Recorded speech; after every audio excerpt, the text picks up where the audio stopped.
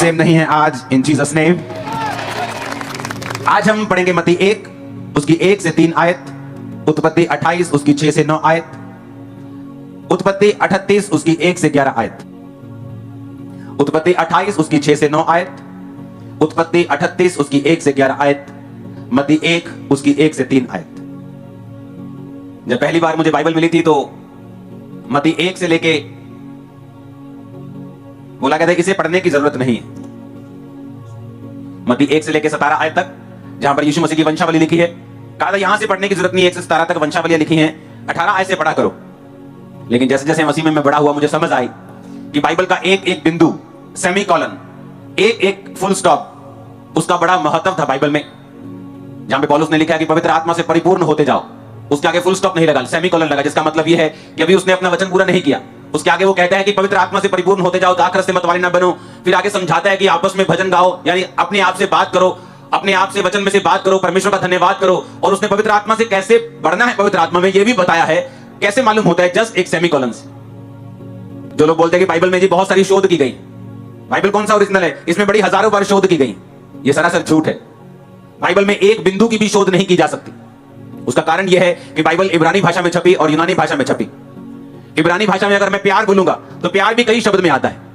यूनानी भाषा में अगर प्यार बोलूंगा तो फिलियो भी प्यार है, अगापे भी प्यार है, एक और शब्द है जो प्यार के लिए यूज होता है। लेकिन जब हिंदी में वो पढ़ा जाता है तो हिंदी में सिर्फ प्यार। तो उसकी वजह से जब ट्रांसलेशन बाइबल की हुई इब्रानी भाषा से यूनानी भाषा से, तो ये भाषाएं बहुत बड़ी थी और जिन भाषाओं में ट्रांसलेशन हुई वो इसके मुकाबले इतनी बड़ी नहीं थी। तो जब जो भी उनको अच्छा लगा, जो सा वचन, वो वचन लिख के उन्होंने बाइबल को ट्रांसलेट कर दिया। तो जब फ्यूचर में और अच्छे शब्द उसके बदले मिलते थे, जैसे हिंदी में प्यार लिख दिया, लेकिन बाइबल में ओरिजिनल भाषा में फिलियो लिखा था या अगापे लिखा था। अगापे का मतलब होता है अनकंडीशनल प्यार, फिलियो का मतलब होता है भाइयों वाला प्यार, लेकिन हिंदी में अकेला फिलियो लिख दिया। तो ऐसे सब भाषाओं में जब ऐसे वचन लिखे गए और जब उन भाषाओं में बाद में कोई बेहतर विकल्प मिलता था तो वो एडिट करके उसको उस जगह पे लगाते थे। तो लोगों ने बोल दिया बाइबल शोध की गई। ओरिजिनल बाइबल कभी शोध नहीं की गई, ओरिजिनल बाइबल को कभी एडिट नहीं किया गया, ओरिजिनल बाइबल में कभी एक बिंदु बढ़ाया या घटाया नहीं गया। जो इब्रानी और यूनानी भाषा में लिखी गई वो एक्यूरेट है, क्योंकि वो खुदा का वचन है, इंसान का नहीं। आमीन। और वो आज भी काम करती है। हालेलुया। मैं बार बार बाइबल को पढ़ता रहता हूं, शुरू से लेकर एंड तक, शुरू से लेकर एंड तक। मत्ती को जब मैंने पढ़ा लिखा अब्राहम की संतान, दाऊद की संतान, यीशु मसीह की वंशावली। अब्राहम से इसहाक उत्पन्न हुआ, इसहाक से याकूब उत्पन्न हुआ, याकूब से यहूदा और उसके भाई उत्पन्न हुए, यहूदा और तमार से फिरिस और जोरह उत्पन्न हुआ। मुझे एक बात याद थी कि जो यहूदा के बेटे थे वो फिरिस और जोरह नहीं थे, जो पहले उसके बच्चे हुए। लेकिन यहां वंशावली में वो ऐड क्यों नहीं किए गए? जब मैंने बाइबल खोली ध्यान से, फिर मैं पीछे गया उत्पत्ति की तरफ।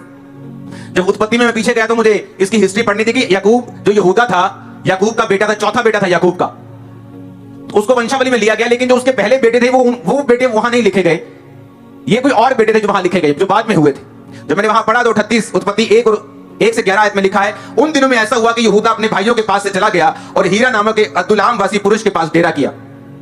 कहां से चला गया? अपने घर से, अपने भाइयों से चला गया। अपने भाइयों से क्यों चला गया? क्योंकि सब भाइयों ने मिलकर यूसुफ को बेच दिया था। जब आप एक कुकर्म करते हैं उसकी सजा फिर आपके परिवार, आपकी लाइफ के ऊपर आती है। तब आपको फील नहीं होता, तब एकदम से कुछ नहीं होता, लेकिन तब पाप करने के बाद ऐसा माहौल, ऐसी सिचुएशन और ऐसी परिस्थितियां बनने लगती हैं कि आप खुद ब खुद डिस्ट्रक्शन की ओर, उजाड़ की ओर आप खुद चले जाते हैं। यहां पर वो चला गया, घर को छोड़ दिया उसने, भाइयों की संगति छोड़ दी और वो चला गया। लिखा यहूदा ने शुआ नामक एक कनानी पुरुष की बेटी को देखा, एक कनानी औरत देखा, लड़की को देखा, नाम शुआ था, विवाह करके उसके पास गया, गर्भवती हुई, उसके पुत्र पैदा हुआ। यहूदा ने उसका नाम एर रखा। जो वंशावली में है वो एर नहीं है। लिखा वो फिर गर्भवती हुई, उसके एक बेटा और हुआ, उसका नाम ओनान रखा। फिर उसके एक और बेटा हुआ, उसका नाम शेला रखा। और जिस समय उसका जन्म हुआ था तब यहूदा कजीब में रहता था। यहूदा ने तमार नाम की एक स्त्री से अपने बड़े बेटे एर का विवाह कर दिया, परंतु यहूदा का वो जेठा एर यहोवा के लेखे में दुष्ट था, इसलिए यहोवा ने उसको मार दिया। तब यहूदा ने ओनान से यानी छोटे बेटे से कहा कि जा अपनी भौजाई के पास और उससे शादी कर और संतान उत्पन्न कर, ताकि तेरे भाई का वंश चले। ओनान जानता था संतान मेरी ना ठहरेगी बल्कि भाई की ठहरेगी। जब वो उसके पास गया तो भूमि पर वीर गिराकर नाच किया, कहीं ऐसा ना हो कि उसके भाई के नाम का वंश चले और उसका नाम ना चले। ये जो उसने किया, यहोवा अप्रसन्न हुआ और उसने उसको भी मार दिया। तब यहूदा ने इस डर के मारे कहीं ऐसा ना हो कि अपने भाइयों के सामने शेला भी मरे, अपनी बहू तमार से कहा, जब तक मेरा पुत्र शेला सियाना ना हो जाए तब तक अपने पिता अपने पेके के घर में चली जा, विधवा बनकर बैठी रहे। और तमार अपने पिता के घर में जाकर रहने लगी। अब मैं एक क्वेश्चन आपसे पूछना चाहता हूं। यहूदा परमेश्वर की संतान था, परमेश्वर का चुना हुआ जन था। परमेश्वर को मालूम था कि जो जीसस क्राइस्ट का वंश होगा, जो दाऊद का गोत्र होगा, वो यहूदा गोत्र होगा। लेकिन वचन क्या कहता है? अपने पड़ोसी को बोलो, ध्यान से सुन। अब बड़ी समझने वाली चीज यह है कि परमेश्वर ने यहूदा के बेटों को क्यों मारा, और इससे भी बड़ी समझने वाली चीज यह है कि एक धर्मी जन जिसकी वंशावली में अब्राहम है, इसहाक है, याकूब है, जिसके दादे परदादे सुपर नेचुरल जबरदस्त इंसान है, जबरदस्त विश्वासी हैं, उसके साथ ऐसा कैसे हो सकता है कि उसके बेटे जो है वो मर रहे हैं लगातार? अब ध्यान से समझना क्यों हुआ ऐसा। उत्पत्ति 28 उसकी 6 से 9 आयत में लिखा है। यह तब की बात है जब इसहाक अपने दोनों बच्चों से अलग हो रहा था। उसका जो बेटा याकूब भाग रहा था, एसाव का आशीर्वाद याकूब को मिल चुका था। उत्पत्ति 28 उसकी 8 आयत। एसाव ये देखकर, ये सोचकर कि कनानी लड़कियां मेरे पिता इसहाक को बुरी लगती हैं, अब्राहम के पुत्र इश्माइल के पास गया और इश्माइल की बेटी महलत को, जो नबायोत की बहन थी, ब्याह कर अपनी पत्नियों में मिला लिया। अब बड़े ध्यान से समझने वाली बात है। यहूदा का बाप था याकूब और दादा कौन था? इसहाक। समझ आ रही सबको? हाथ हिलाओ। यहूदा का बाप कौन था? पिताजी कौन थे? याकूब। याकूब के पिताजी कौन थे? इसहाक। इसहाक के पिताजी कौन थे? अब्राहम।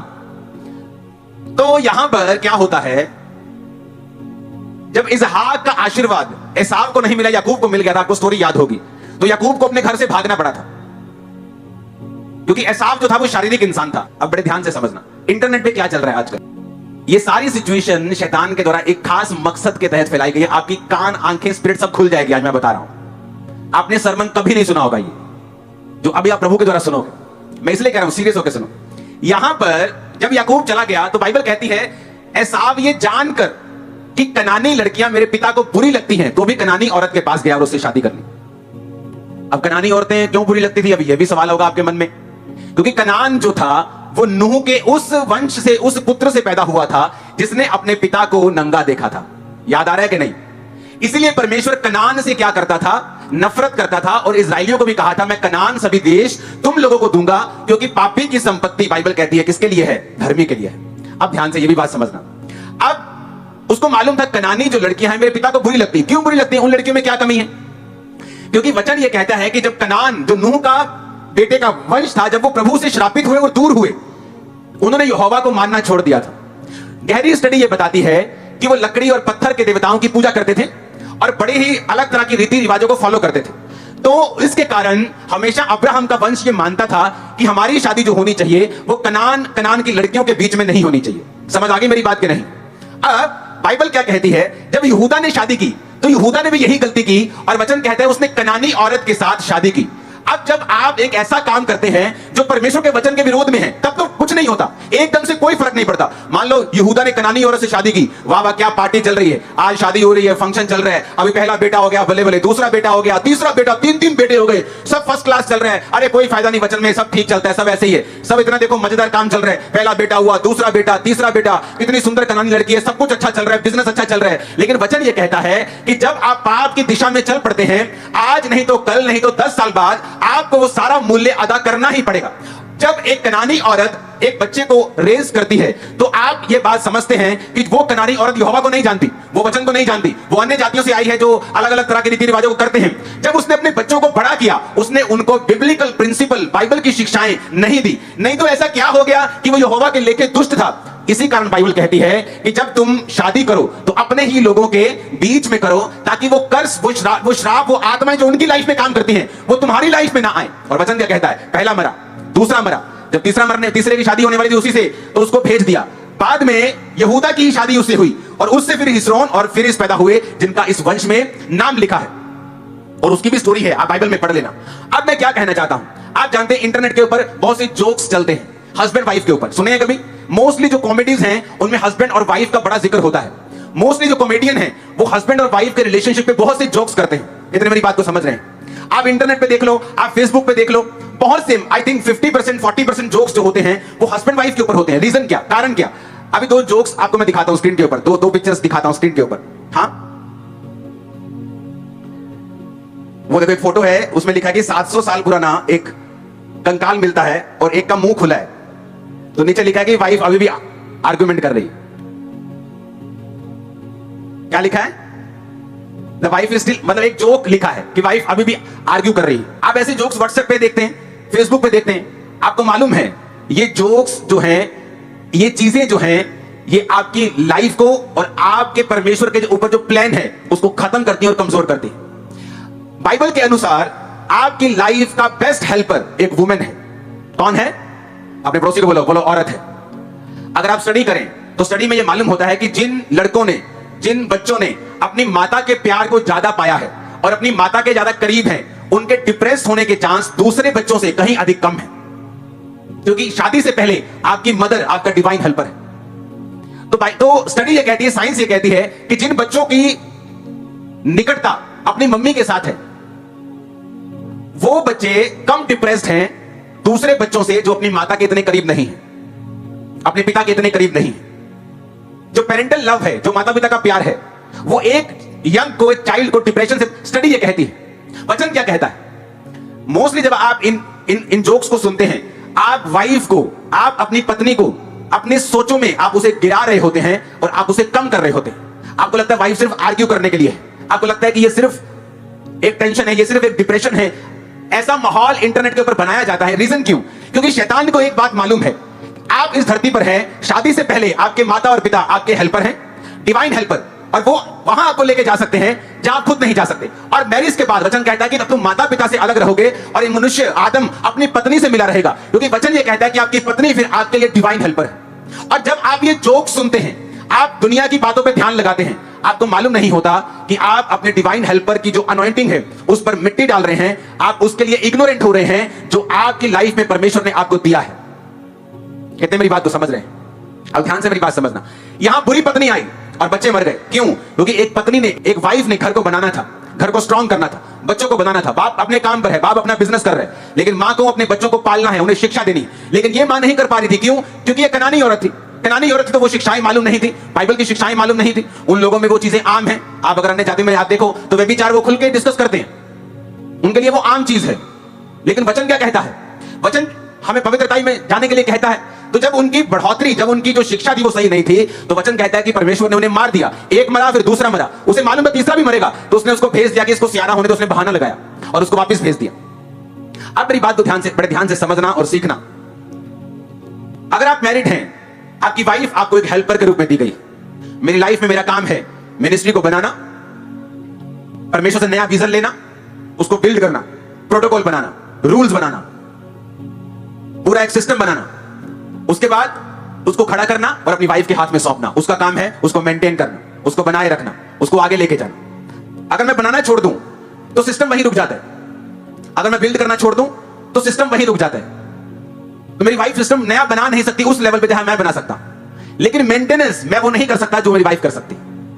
कितने मेरी बात को समझ रहे हैं? इसलिए आपने ये देखा होगा, इसका मतलब ये नहीं है कि जो मैन ऑफ गॉड हैं उनकी लाइफ में या उनकी जीवन में उनको मैरिटल प्रॉब्लम्स नहीं आई, कईयों के डाइवोर्स भी हुए। इसका मतलब ये नहीं है कि परमेश्वर का प्लान खत्म हो गया, इसका मतलब ये नहीं है कि परमेश्वर का प्लान हट गया। जब परमेश्वर ने ये देखा कि आदम जो है वो काम कर रहा है, तो परमेश्वर ने कहा तेरा अकेला रहना ठीक नहीं, मैं तेरे लिए एक मददगार बनाऊंगा। और बाइबल कहती है परमेश्वर ने उसे हवा को दिया। बाकी सारे जानवरों को परमेश्वर ने आदम के पास मैच करने की कोशिश की, कोई मैच नहीं किया, लेकिन हवा उसके साथ मैच हुई। अगर आप देखें तो मोस्टली जोक्स, मोस्टली ये चीजें इसलिए गढ़ी जाती हैं ताकि हस्बैंड और वाइफ का जो रिलेशनशिप है वो कभी भी स्ट्रांग ना हो। क्योंकि अगर शैतान एक हस्बैंड और वाइफ के रिलेशनशिप को कमजोर करता है और इस चीज में वो कामयाब हो जाता है, तो 50% लड़ाई वो एक फैमिली में जीत जाता है। कितने मेरी बातों को समझ रहे हैं? अगर वो इस चीज में कामयाब हो जाता है, वो हस्बैंड जो शादी के पहले पीछे पीछे घूमता है, ट्यूशन से लेके आता है, ट्यूशन छोड़ के जाता है, पूरा भाई बन जाता है उसका, लेकिन शादी के बाद कोई केयर नहीं, पहले महंगा गिफ्ट, बाद में 150 वाला सूट, तो तुमको वो केयर भी नहीं मिलेगी जो एक्चुअली तुम्हें चाहिए। क्योंकि वचन कहता है तुम्हें अपनी पत्नी को अपने शरीर के समान प्यार करना है।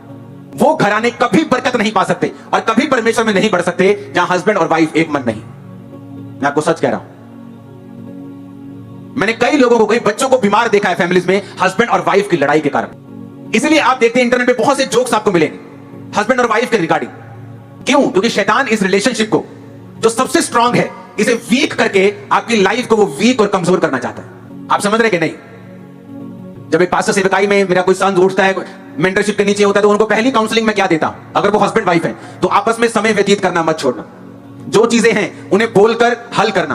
कोई मिसअंडरस्टैंडिंग कुछ भी है उसे दिल में नहीं रखना, बोलकर खत्म करना है, उस इशू को, उस मसले को सॉल्व करना है, ताकि शैतान इस चीज का फायदा तुम्हारी लाइफ में ना उठाए।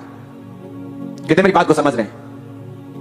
आप इंटरनेट अभी भी घर जाके खोलोगे ना, फेसबुक, आप देखोगे तो आपको बहुत से जोक्स मिलेंगे हस्बैंड वाइफ के ऊपर। रीजन, क्योंकि आपकी वाइफ आपकी बेस्ट हेल्पर है। अगर आप मैरिड हैं, आपकी लाइफ में नंबर 1 प्रायोरिटी आपकी वाइफ, और उसके बाद बच्चे और बाकी परिवार होना चाहिए। आप अपनी माता के क्लोज थे शादी से पहले, लेकिन शादी के बाद माता का नंबर नीचे आता है वाइफ से। जो वचन कहता है मैं आपको वो कह रहा हूं। अगर आप बहनें हैं और अपने शादीशुदा बेटे को अभी भी ममा बॉय बना के रखा है तो भी दिक्कत है। और अगर आप वाइफ हैं और अपने हस्बैंड को आप अपने परिवार से दूर करने की कोशिश कर रही हैं, तब भी दिक्कत है, क्योंकि बाइबल कहती है अपने माता और पिता का आदर कर, क्योंकि इसमें तेरी लंबा जीवन होगा। और जो तू ऐसा मत बो, ऐसी कोई जीवन में चीज मत बो जो तुझे अपने बच्चों से काटनी पड़े और फिर तू रोए। अगर यहूदा ने कोई गलती की तो एकदम से उसके ऊपर कोई पहाड़ नहीं टूट पड़ा, एकदम से बीमार नहीं हो गया। उसने गलती की, कनान की लड़की से शादी कर ली, एकदम से कुछ नहीं हुआ, बल्कि ब्लेस हो रहा है, बच्चे हो रहे हैं, 1 बच्चा, 2 बच्चे, 3 बेटे, सब कुछ ठीक है। लेकिन समय आता है जब पाप का कॉन्सिक्वेंस, जो पाप की आपको माफी मिल जाएगी, लेकिन पाप का जो असर है वो आपके लाइफ और परिवार को छोड़ के कभी नहीं जाता। परमेश्वर ने इस बेटे को राजकुमार बनाया दाऊद के बाद, सुलेमान को। कहां पैदा हुआ था वो? किससे पैदा हुआ था? उसी लड़की से जिसने उसे व्यभिचार किया, हित्ती उरिया की पत्नी बेतशेबा। तो क्यों परमेश्वर ने ऐसा किया? परमेश्वर ने एक तो उसको सजा दी, उसका दाऊद का बड़ा बेटा मारा गया, उसके बाद एक और बेटा मारा गया। यह सजा थी हित्ती उरिया को मरवाने की, तलवार चलाने की।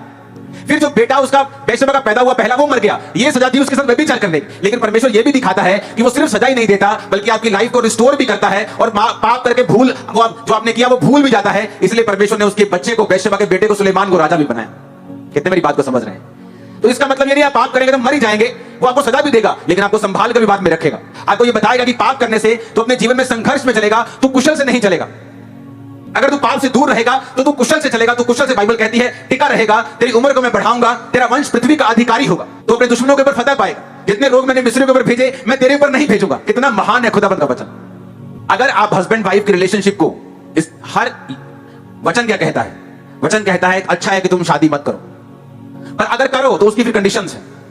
फिर तुम कुंवारों की तरह नहीं जी सकते, वो तुम्हारी जिम्मेवारियां हैं। पौलुस ने कहा अच्छा है कि तुम शादी ना करो, लेकिन व्यभिचार के डर से हर एक पुरुष का पत्नी, हर एक औरत का पति जरूर होना चाहिए। आजकल व्यभिचार के डर से कहता शादी करो, जब शादी हो जाए तो फिर उससे अलग होने की कोशिश ना करो। जब शादी हो जाए तो कहता आपस में समय को बिताओ, ताकि शैतान मौका ना ले पाए। एक बहुत बुजुर्ग वॉलंटियर आई मेरे पास, कहते मेरा पति जो है ना, अभी भी चाहता है कि मैं उसके साथ बैठूं, उसके साथ समय बिताऊं। मुझे लगता है कि ये गलत है, मैं बूढ़ी हो चुकी हूं, मुझे ऐसा गलत लगता है, ये पवित्रता ही नहीं लगती। मैंने कहा ये पवित्रता ही, इससे शादीशुदा में अगर आप ऐसा करते हैं तो ये पवित्रता ही से बाहर है। पवित्रता ही है, इसमें पवित्रता ही है। अगर आप नहीं करते तो पवित्रता टूटती है उल्टा, क्योंकि आप अपने पति को ये फिर मौका दे रहे हो कि वो बाहर जाके अपनी भूख को पूरा करे।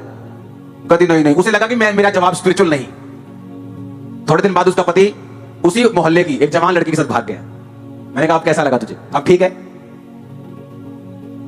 अब ठीक लगा तुझे? इसलिए वचन क्या कहता है? पौलुस कहता पति और पत्नी आपस में समय को बिताएं, ताकि शैतान को मौका ना मिले।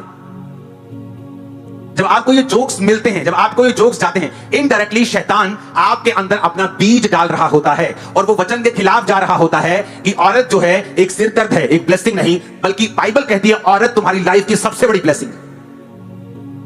अब तुम्हें उस ब्लेसिंग, अगर तुमने मर्सिडीज कार खरीद ली तो उसकी सर्विस पर पैसा लगता है, उसकी मेंटेनेंस में पैसा लगता है।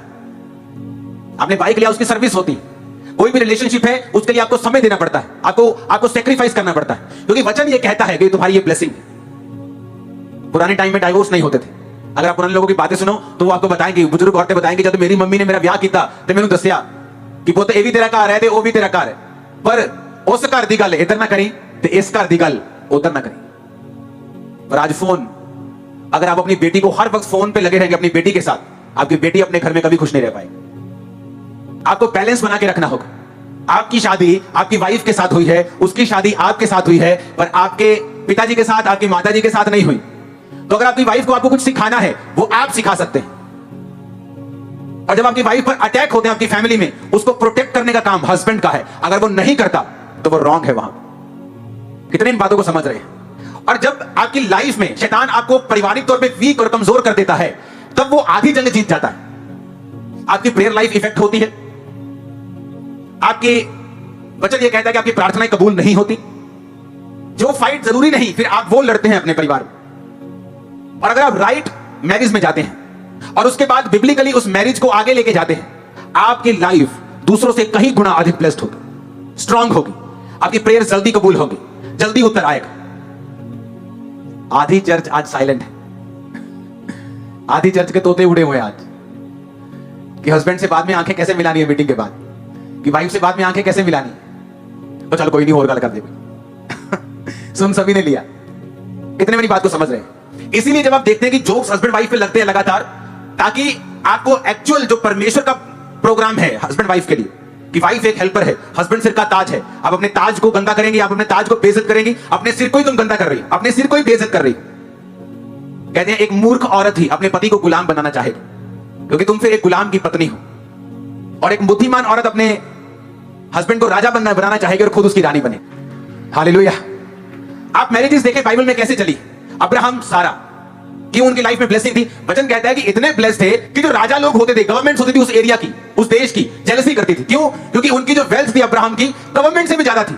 आप देखो, अब्राहम के पास इतनी सेना थी, उसके हाउस होल्ड में ही इतना स्टाफ था। बाइबल कहती है कि अब्राहम जब वो राजा जो देशों को मार लेते थे, अब्राहम राजाओं को मार लेता था। उनका घर जाओ, अब्राहम के घर चलते अभी, अब्राहम को देखते हैं, उसकी पत्नी सारा। वचन कहता है कि जब वो 99 साल के थे, अब्राहम 99 साल का, सारा के पास जाता है। एक 90 साल की औरत को पता क्या बोलते जाके, सारा फुर्ती से, फुर्ती मतलब कहता जल्दी जल्दी उठ जा, जल्दी फुलके बना, दूध आए बाहर। सारा ने बहस नहीं की कि मैं बुजुर्ग हां, मेरे गोटे दुख दे, तेन पता नहीं है, मैनू कहता तू इन्ने बंदे तुरते फिरते साहब उन्होंने कहते तू। लेकिन वचन कहता है वो अपने पति को स्वामी कहती थी और उसकी बात को सुनती थी। और अगर आप अब्राहम की फैमिली को देखते हैं, फाइनेंशियली, मेंटली, फिजिकली, सोशली, हर तरफ से अब्राहम ब्लेस्ड था। और परमेश्वर ने अब्राहम के बारे में कहा, अब्राहम मेरा दोस्त है, क्योंकि अब्राहम अपने बाद अपने घराने को मुझ में चलने की आज्ञा देगा। ऊंची आवाज में हालेलुया बोलो। अगर आपका घर सेट नहीं है, उसे सेट करो, कोशिश करो उसे सेट करने, जितना कोशिश कर सकते हो करो। बाइबल कहती है जब तुम परमेश्वर में सही चलोगे, जितने अनमैरिड लोग बैठे हैं, मैं आपको बता रहा हूं, आपका हस्बैंड, आपकी वाइफ आपके लिए ब्लेसिंग है, इफ अगर आप परमेश्वर में चलकर उसे हासिल करेंगे तो। नहीं तो फिर वही जोक्स आपकी लाइफ में पूरे होंगे जो इंटरनेट पे चलते हैं, क्योंकि फिर आपकी वाइफ आपका सबसे बड़ा सिरदर्द और आपका हस्बैंड आपका सबसे बड़ा कलेश डालने वाला इंसान होगा अगर आप परमेश्वर से दूर हैं तो। क्योंकि अगर आप प्रभु से दूर हैं तो परमेश्वर अपना डिवाइन हेल्पर नहीं भेज पाएगा, शैतान अपने लोगों को भेजेगा और वो सारा कुछ गड़बड़ करेगा। अगर आप प्रभु में हैं, प्रभु के काम को कर रहे हैं, आप पवित्रता में हैं, तो परमेश्वर वो व्यक्ति, वो बंदे भेजेगा जो आपके लिए ब्लेसिंग होंगे, जो आपको बिल्ड करेंगे, आपको बनाएंगे। और जो मैरिड हैं वो इस बात को ध्यान से समझ लें। बाइबल कहती है अगर तेरा पति अविश्वासी है तो अपने कैरेक्टर से उसको खींचना है, अपने प्रचार से नहीं। अगर तेरी पत्नी अभी तक मसीह में नहीं है, कोई कुछ लोग होते हैं मसीह में आ जाते हैं, अन्य जाति में आप मसीह में आ गए, हस्बैंड आ गया, वाइफ अभी नहीं है, तो वाइफ छोड़ दे। बाइबल कहती है उसे छोड़ो मत, अपने कैरेक्टर से अब उसे मसीह में खींचो। आज के बाद जब आपको जोक्स सुनने के लिए मिले, आपको ये मालूम होना चाहिए कि ये जोक्स शैतानी है, ये परमेश्वर की ओर से नहीं। क्योंकि जब आपको मालूम नहीं होता, आपकी बॉडी मिट्टी से बनी, आपकी बॉडी के जो बीज है वो बोल है, वो वचन है। इसलिए जब आप कोई भी वचन सुनते हैं वो आपके अंदर चले जाते हैं। और कई बार आपको मालूम नहीं होता आप क्या सुन रहे हैं, लेकिन जो आप सुनते हैं वो आपकी लाइफ के ऊपर एक बड़ा प्रभाव डालता है।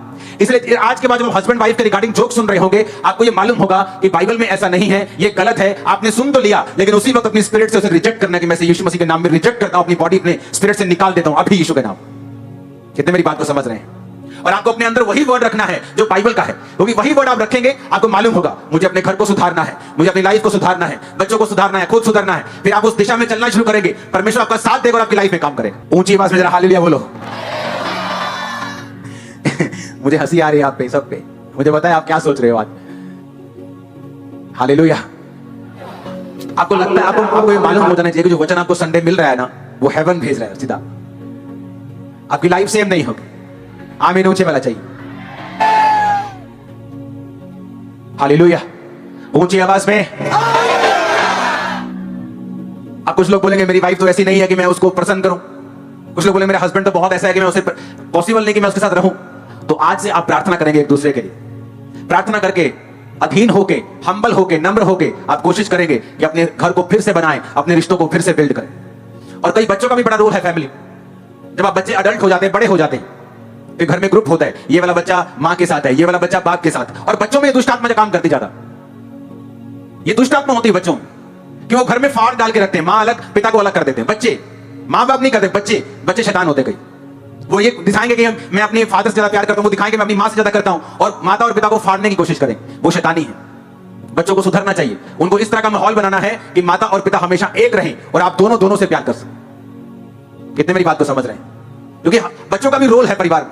जब आप बड़े हो जाते हैं, आपको अपने परिवार को एक करके रखना है, जोड़ के रखना है। कितने मेरी बात को समझ रहे हैं? ऐसा लाखों में एक होता है, जैसे यूसुफ था कि वो अपने भाइयों के साथ मेल नहीं खा सका, उसे भाई पाप करते थे, यूसुफ परमेश्वर में चलता था, कई बार उसे फैमिली का प्रेम नहीं मिला। ये एक अलग कंडीशन है। ये लाखों में करोड़ों में एक ऐसी बुलाहट जो परमेश्वर ने खास किसी को दी है, उसकी लाइफ में ऐसा घट सकता है।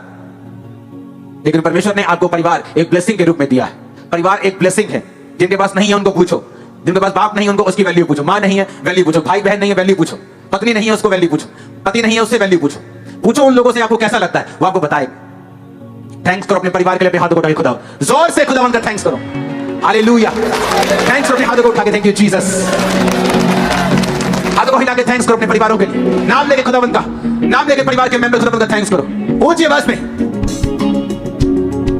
प्रभु यीशु मसीह के सामर्थी नाम में हम मांगते हैं, अगर हस्बैंड वाइफ का एक टारगेट होगा सेवा करना, खुदावन के नाम को महिमा देना, लड़ाइयां कम होगी। क्या होगा? लड़ाइयां। अगर आपको मालूम है कि संडे आपने चर्च जाना है, थर्सडे आपने चर्च जाना है, आप लड़ाई से बच जाते हैं। आपको पता आपने सेवा करनी है, आप दोनों का साथ जरूरी है, आप लड़ाई से बच जाते हैं। तो जहां दो दिमाग होंगे, दो अलग अलग मनुष्य होंगे, वहां अलग अलग सोच भी होगी। लेकिन जब टारगेट एक होगा, जब मकसद होगा खुदा की सेवा करना, तो आप फिर कभी भी शैतान के बहकाए से बहकेंगे नहीं और आप सीधा चल पाएंगे। हालेलुया। इसलिए आपको फायदा है अगर आपकी वाइफ सेवा करती है तो आप भी सेवा करें। आपको फायदा है अगर आपका हस्बैंड सेवा के लिए जाता है तो आप भी सेवा करें, क्योंकि अगर आप दोनों सेवा करेंगे तो बड़ी मुसीबतों से बचे रहेंगे, बीमारियों से भी बचे रहेंगे, तकलीफों से भी बचे रहेंगे, अलगताई से बचे रहेंगे, शैतान से बचे रहेंगे। कितने मेरी बातों को समझ रहे हैं? अपने परिवार के लिए प्रार्थना करें, क्योंकि वचन कहता है कि एक भली औरत जो है अपने परिवार के लिए इंतजाम करती है।